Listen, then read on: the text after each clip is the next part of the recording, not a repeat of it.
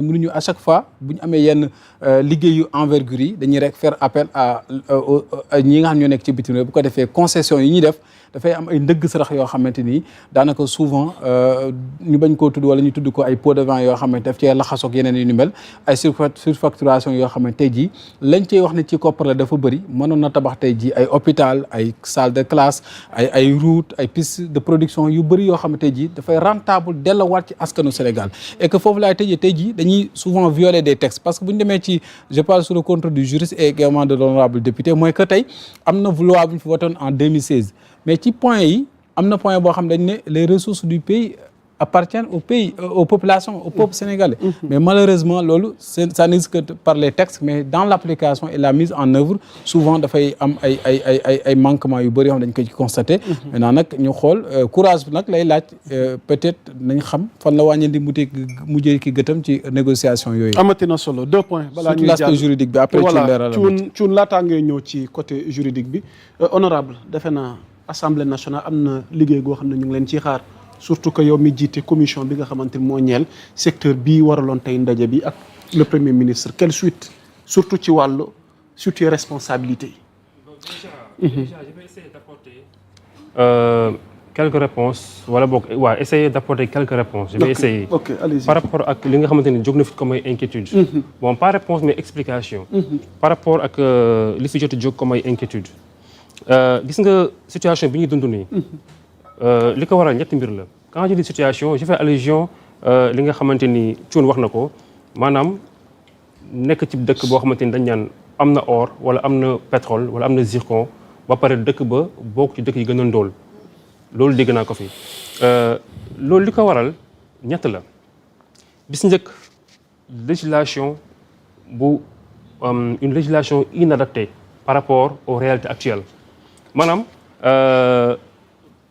texte yi nga xamante ni ñoom ñoo encadrer l'organisation de la gestion de nos ressources naturelles voire l'exploitation texte yooyu noonu ñoo adapteetul ci li nga xamante ni moom mooy actualité bi ñuy dund nii.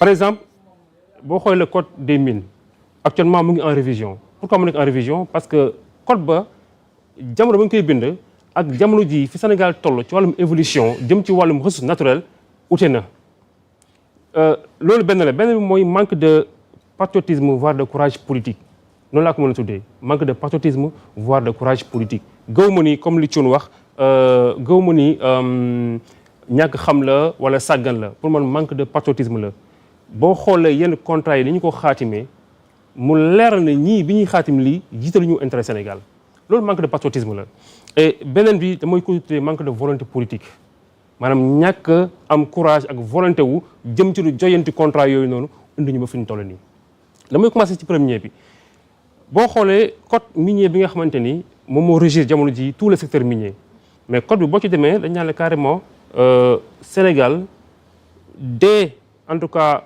l'exploration maanaam nit ki bu ñëwee wax ni dafa soxla permis pour dem explorer xool ndax am na wala amul contrat boobu noonu dañ ne Sénégal 10% la ciy am ci bu waaj gisee ak bu gisut 10% la code bi wax. phase d'exploration. On parle pas encore d'exploration. maanaam foofu nga leeral ko foofu. maanaam entreprise bu ñëwee. bëgg Sénégal jox ko kayit bu koy autorisé. mu dem xool ndax fii am na or wala am na pétrole wala am na diamant. contrat ba muy xaatim ak Sénégal mooy que ni boo gisee la nga gis Sénégal am na ci 10%. 90% yi yaa ko moom. loolu la am na ci 10% 90% yi yaa ko moom. loolu benn la. léegi ñu ne la bu ñu boo xoolee ba nga gis. ñu war dem ci phase exploitation ñu ne foofu noonu Sénégal am na possibilité yokk ay paaram waaye pour mu yokk ay paaram dafay participer ci exploitation boobu noonu. dégg nga wax ji.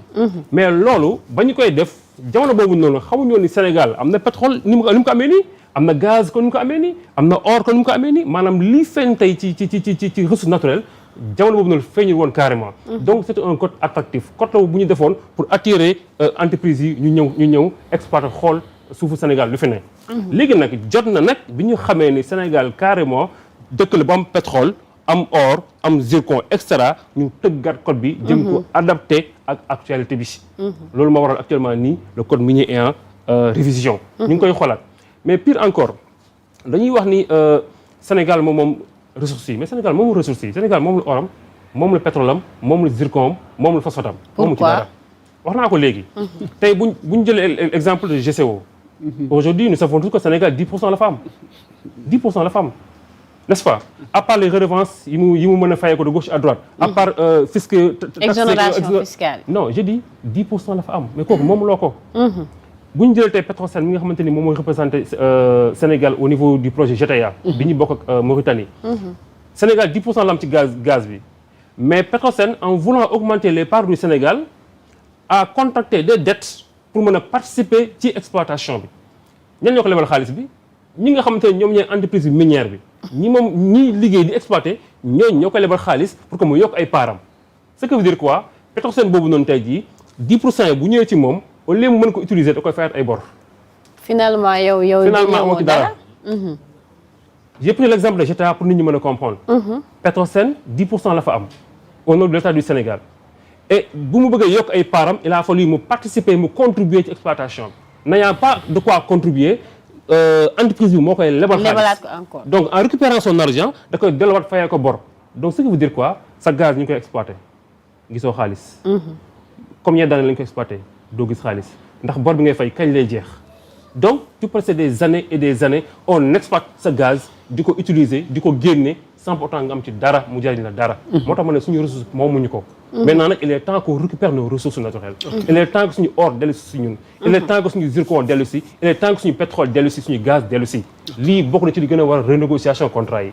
je parle tout le temps de manque de patriotisme. wax naa ko léegi c'est parce que ñay xaatim contrat yi boo xoolee ba ci biir xam ne ñii jiitaluñu intérêt Sénégal ba ñuy xaatim contrat yi. j'ai fait une petite information peut-être. Le premier ministre bi mu ñëwee toog en ce qui concerne renégociation contrat yi dafa installer d'abord benn cellule technique. à la primature.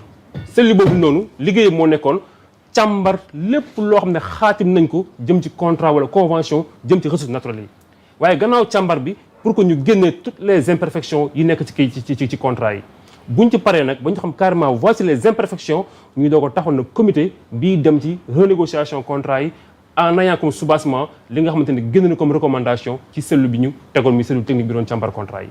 kon nga xam ne tout a été fait de façon minutieuse. fi ma daanee sànq wax naa ko mooy. manque de courage politique bi nga xamante ni ñi fi nekkoon am nañu ko gannaaw bi ñu xamee ne mbir yi sooxe na pour que ñu ose dem vers ce qu'on appelle la récupération ci de li ñu moom. lii moo li ñu indi lii nii yëpp. maintenant mais ma daaneel rek. effectivement on a bel et bien des mécanismes qui doivent nous permettre à ce que suñuy ressources naturelles mu jariñ ñu. les mécanismes sont là. tey boo demee ci texte yi am na lu ñuy wax la loi sur le contenu local. Si elle est bien appliquée, je dis bien si elle est bien appliquée, tel que dit par les textes, par nos textes, effectivement, nos ressources pourront revenir, pourront am njariñ si ñun. am na lu ñuy wax les fonds de péréquation. fonds la yoo xamante ni dañu naan Sénégal li nga xamante ni moom la entreprise yi di fay en termes de fisc. da ci am benn partie boo xamante ni Sénégal état du Sénégal daf ko récupérer ci fonds boobu noonu redistribuer ko collectivités locales yi. mais loolu jusqu'à présent Sénégal mu ngi koy récupérer depuis Mathusalem mais jamais redistribué on ne sait pas pourquoi parce que alal la boo xamante ni tey jii bu fekkee ne ñu ngi koy prélever ci entreprise yi war ko mën a delloowaat ci askan wi bu fa delloo rek askan wi gis seen bopp mais les fonds de péréquation jusqu'à présent peinent à être appliqués comme il le faut am na lu ñuy wax les FADL dañu ne entreprise bi li nga xamante ni moom lay gagner ci alal en termes de chiffre d'affaires 0,5% yi ak nu mu mën toll ci ay milliards dañ ko war a jël delloo ko ci communauté yi. mais ce FADL là jusqu'à présent n'arrive pas à être appliqué comme ni ko texte yi waxee. pourquoi parce que certaines entreprises vont te dire que loi bi nga ñu bëgg a imposer loi la boo xamante ni bokkul woon nekk fi woon ñun bañ fii ne. donc mënut a rétroagir. mais l'État il est souverain. te lu mel ni FADL les 0,5% ñu mën di ko prélever ci entreprise yi seen chiffre d'affaires delloo ko ci askan wi lu mel ni fonds de péréquation ñu mën ko prélever delloo ko askan wi lu mel ni contenu local ñu mën ko jëmmal ni ñu ko war a jëmmalee nos ressources askan wi danañ ko sentir mais ñetti mécanisme yëpp amu ci benn boo xamante ni mi ngi dox ni mu war a doxee on a parlé tout à l'heure de RSE mais RSE c'est pas une obligation d'accord non c'est pas une obligation mais il y a une loi qui l'a bien encadrée et très bien encadrée c'est la loi sur l'économie sociale et solidaire cette loi a été très claire RSE waratu la nekk loo xamante ni entreprise bi dafay toog ba mu neex ko rek mën na non xam naa ne waa dëkk bi dañoo soxla benn terrain de football bàyyi ma leen terrain de football warul toog rek ne non xaaral ma jox billet màkk Elimane bi su ma ko mayee billet màkk def naa RSE warutul demee noonu loolu RSE RSE bi loi bi lu leer la wax les autorités locales ak les porteurs de voix maanaam les décideurs de la localité ñoom ñooy toog ñu pencoo seen localité ñu xool ana lan mooy li ñu manqué maanaam expression de besoin bi gox bi moo koy def bu ko defee ba pare nag doo ko soumettre entreprise bi mu xool la mu ci mën mu def ko parce que aussi le montant de RSE n'est pas fixé par la loi waxuñu benn entreprise da nga war a joxe temps da nga war a joxe temps mais aussi waxuñu entreprise bi yaay xool nu mu la neexee nga defee ko sa RSE yaay xool benn chef de village nga jox ko xaru tabaski tuddee ko RSE waxuñu ko ne yaay xool imam bi jox ko billet Makka tuddee ko RSE non dañ ko ne l'expression du besoin dafa war a jóge ci askan bi ñëw ci yow su boobaa nag nga xool ni nga koy defee donc c'est bien encadré comme lu mel ni RSE contenu local fonds de péréquation FADL c'est des mécanismes yoo xamante ni bu ñu ko appliquer ni ñu ko war a appliquer boole ko ak renégocier contrat yi corriger déséquilibre bi fi am def ci dose de patriotisme nos ressources vont nous revenir et c'est en ce moment que l'article 25 de la Constitution aura tout son sens à savoir nos ressources appartiennent au peuple. Machallah amati na solo Thioune on termine avec toi par rapport au cadre juridique comme ni la Abdoulaye Ndiaye interpellé sur cette question pour terminer. Bon, là je suis pas dans le secteur des contrats mais li ma xam daal mooy da nga koy xoolee comme yow rek. Le contrat que tu as avec Sénégal 7. tey soo ko bëggoon nga ne nañ ko xoolaat Sénégal 7 su dee yow da nga ne dañ lay fay un salaire de 500000 Sénégal 7 nangu ne dina la fay 500000 chaque fin du mois nga jàpp ne léegi war nga mën a dépasser suñu am salaire 500000 mais dans ce cas suñ ko négocier ba Sénégal 7 nangu loolu poosam dina yëg ne dolli na yeneen 500000 dolli na un montant ci sa 500000 yooyu kooku. puisque clause la te clause yooyu ngeen waxtaanee. waxul maanaam révision de salaire mën na nekk augmentation de salaire mën na nekk mais su boobaa aussi yan condition lañ koy yokkee. su boobaa moom bu bañee mën nga dem tribunal mais su nangoo mën ngeen waxtaan waa d'accord 500000 yi yokkal naa la 100000 muy 600000 par mois c'est-à-dire que loolu buñ ko waxtaanee te soxlawul dem tribunal kooku mën nañ ne waa d'accord nañ toog waxtaan indi sa comité. man dinaa indi samay représentant wala samay avocat ñu xool comment est-ce qu'on va réviser cela léegi nag yow tu tiens compte de mes intérêts mais yow tamit man tamit dinaa tenir compte de say intérêts da nga jàppoon dañ laa léser waaw léegi man mun naa bàyyi lii yow tamit nangul lii léegi su état bi nangoo ak boîte bi loolu aucun souci léegi fekkante li nga bëgg ñoom bëgguñu ko wala mënuñ ko foofu da ngeen di diirante mbagg fi ngeen di mujjee rek mooy yoon mooy di àtte parce que dans le contrat dafa am clause et dans cette clause là dañ lay wax ne bu fekkente ñun mën nañu waxtaan ba déggoo dañuy dem atterrir ci tribunaux yi mu atterrir léegi nag bu fekkente ni dañoo dem ci tribunaux aussi ça c'est dafay cher ci état parce que di nga obligé décaisser de l'argent pour te faire défendre parce que l'agent judiciaire seulement moom du doy mais tu seras obligé d'avoir un pôle d'avocats pas n'importe lesquels un pôle d'avocats des avocats d'affaires yu xarañ ñu mën ci wàllum négociation renégociation de contrat pour mieux défendre les intérêts du Sénégal et loolu ça vaut le coup s'il le faut. ok waaw. mbokk yi yéen a ngi ci seen jotaay waxtaan Salam Sénégal. Lalla dañuy ñëw ak yow parce que yaa ñu nekkoon à l'Assemblée concernant la loi. ci borom ñaari tur yi. honorable mi ngi sur place xam naa nag ñu dikkaat ci li xewoon Assemblée nationale démb mercredi. le point. waaye da nga am une question. yu mel. ok honorable laa koy jégal rek parce que souvent aussi. l'exécutif dafa législatif l'Assemblée nationale dafa am rôle bu am solo. ci le contrôle de l'action du gouvernement. est-ce que jàppoon ne am na ay failles yu grave yu am ci seen taxawaay par rapport ak tey jii ndëgg sirax yi wala boog njuuj njaay yi ñuy révéler taxawaay parlementaire